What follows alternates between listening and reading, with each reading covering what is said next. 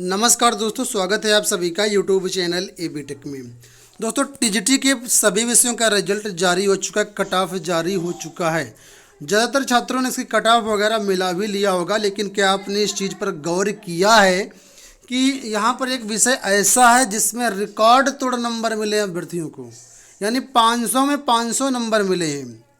और ये चीज़ें जो हैं अभ्यर्थियों द्वारा ही बताई गई हैं। इस चीज़ पर मैंने गौर भी नहीं किया था। जब अभ्यर्थियों ने बताया कि हालांकि ऐसा है, तब मैंने इस चीज़ को गौर किया तो वाकई में 500 में 500 नंबर मिले हैं। अब समस्या ये यहाँ पर है, छात्र कह रहे हैं सर यहाँ पर भ्रष्टाचार हुआ है इस भर्ती में, तभी किसी को 500 में 500 अंक मिल रहे हैं। तो मैं आपको सारी चीज़ें इस में बताता हूँ, साथ में जूनियर भर्ती की भी बात करेंगे हम लोग। सबसे पहले मैं आपको प्रूफ दिखाता हूँ। यहाँ पर आप लोग देख सकते हैं, ये मेरिट सूची है टीजीटी संस्कृत की बालक वर्ग की, ठीक है। और यहाँ पर पहले नंबर पर ही एक कैंडिडेट हैं जो कि जनरल कैटेगरी से हैं, और यहाँ पर इनको देख लीजिए, रिटर्न एग्जाम में 500 नंबर मिले हैं और ग्रैंड टोटल में भी 500 अंक यहाँ पर लिखा हुआ है। और अगर नीचे देखें तो नीचे जो नंबर अभ्यर्थियों के हैं उनके भी देखिए 495.9064 अंक हैं। इसके बाद फिर 495, 491, इस तरीके से काफ़ी नंबर यहाँ पर दिए गए हैं। तो अब तक की जो सबसे हाईएस्ट कटाव है, हाईएस्ट न कहें, पूरे जो पूर्णांक हैं उतना ही प्राप्तांक भी यहाँ पर आया, और वो भी लिखित परीक्षा में। अगर इसमें इंटरव्यू होता तो माना जा सकता था कि इंटरव्यू में हाँ नंबर ज़्यादा मिल गए तो हो गए, लेकिन लिखित परीक्षा में किसी अभ्यर्थी के पूरे में से पूरे नंबर आना बहुत बड़ी बात होती है, एक तरीके से असंभव वाली बात होती है। लेकिन टीजीटी भर्ती के अंतर्गत संस्कृत विषय में यहाँ पर देखिए एक अभ्यर्थी हैं, इनको 500 में 500 नंबर मिले हैं। वहीं पर ज़्यादातर छात्रों के यहाँ पर देखिए अन्य सब्जेक्ट के, उनके भी यहाँ पर नंबर काफ़ी ज़्यादा हैं। तो यहाँ पर क्या यहाँ पर भ्रष्टाचार हुआ है या वास्तव में ये अभ्यर्थी काबिल हैं, तो ये तो कुछ नहीं कहा जा सकता है अभी। मामला यहाँ पर समझिए, ये आप लोग जानते हैं कि टीजीटी भर्ती में धांधली को लेकर के बहुत सारी सूचनाएं आपको मिली थी। 2 दिन परीक्षा हुई थी टीजीटी की। पहले दिन की परीक्षा में सबसे ज़्यादा धांधली को देखने को मिली थी। दूसरे दिन वाली परीक्षा में स्थिति काफ़ी कुछ सुधर गई थी कि क्योंकि मामला सोशल मीडिया पर आकर के सरकारों तक पहुँच गए। दूसरे दिन की परीक्षा में सख्ती हो गई थी। और संस्कृत की परीक्षा जो बता रहे हैं अभ्यर्थी कि वो 7 तारीख को ही थी, पहले वाले दिन ही थी। और कई ऐसे ज़िले हैं जहां पर ब्लूटूथ के ज़रिए, ठीक है, चिप के ज़रिए और जाने कौन कौन से तरीक़ों के माध्यम से नकल जो है खबरें आई थी सोशल मीडिया पर।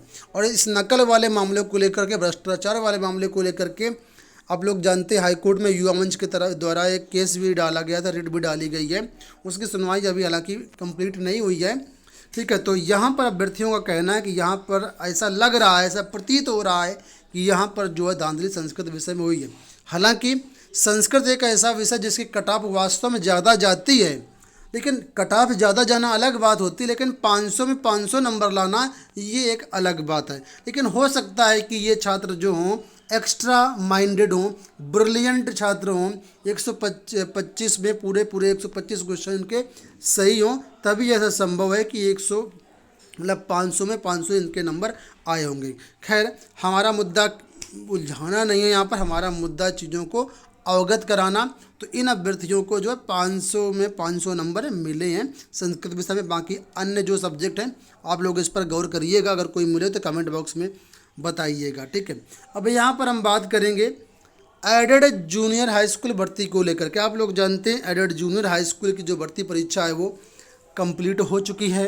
17 अक्टूबर को इसकी परीक्षा थी। आंसर की वगैरह भी आप लोगों ने मिला लिया होगा।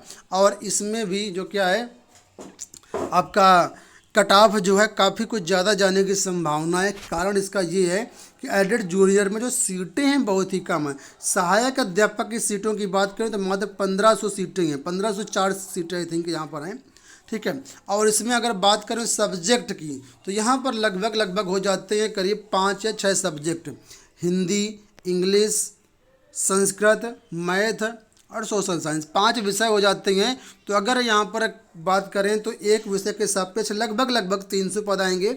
उसमें भी कैटेगरी की बात करेंगे तो कैटेगरी में फिर सीटें बढ़ जाएंगी, तो बहुत कम सीटें रहेंगी। इस वजह से यहाँ पर जो कट ऑफ है ज़्यादा जाने की संभावना थी। लेकिन अब टीजीटी का रिजल्ट जारी हो चुका है।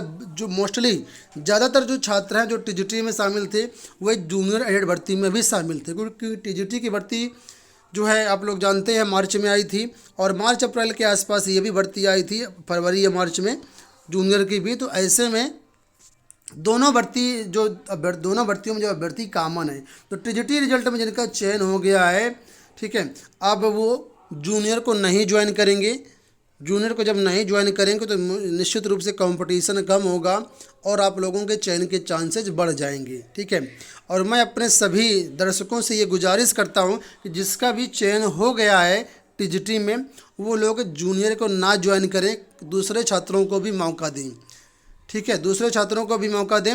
साथ में अभी हाल ही में सुनने में आ रहा है कि इसी अक्टूबर के अंत तक, जैसे आज समाचार पत्रों में भी दिया था कि 31 अक्टूबर को आपका पीजीटी का रिजल्ट आने वाला है, ठीक है, आ सकता है 31 अक्टूबर को। तो पीजीटी में जो चयनित छात्र हैं वो भी अगर बाई चांस की बात है इसमें डाले होंगे तो वो भी यहाँ पर जो है नहीं ज्वाइन करेंगे जूनियर में, तो वहाँ से भी कंपटीशन थोड़ा सा कम हो जाएगा। तो इस तरीके से काफ़ी जो अभ्यर्थी होंगे जिनका टीजीटी में या पीजीटी में चयन हो चुका है वो जूनियर को नहीं ज्वाइन करेंगे और यहाँ पर कट ऑफ आपके लिए कम हो जाएगी।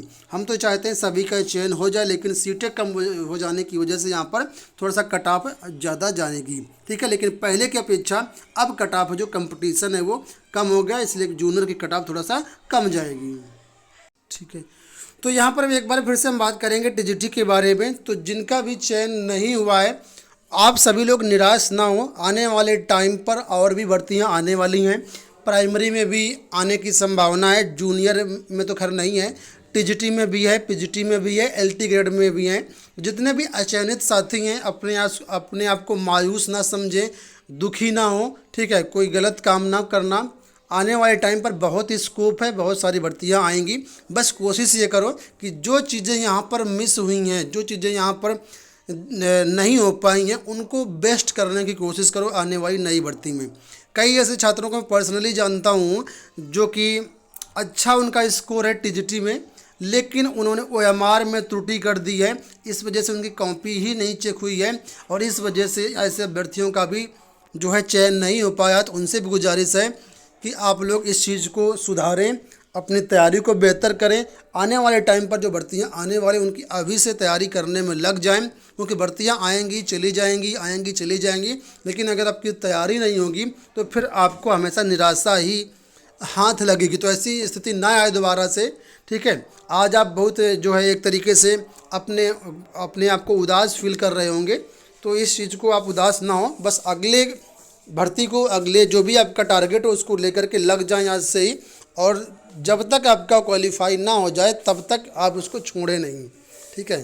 तो ऑल द बेस्ट सभी के लिए। इस वीडियो में इतना ही, धन्यवाद।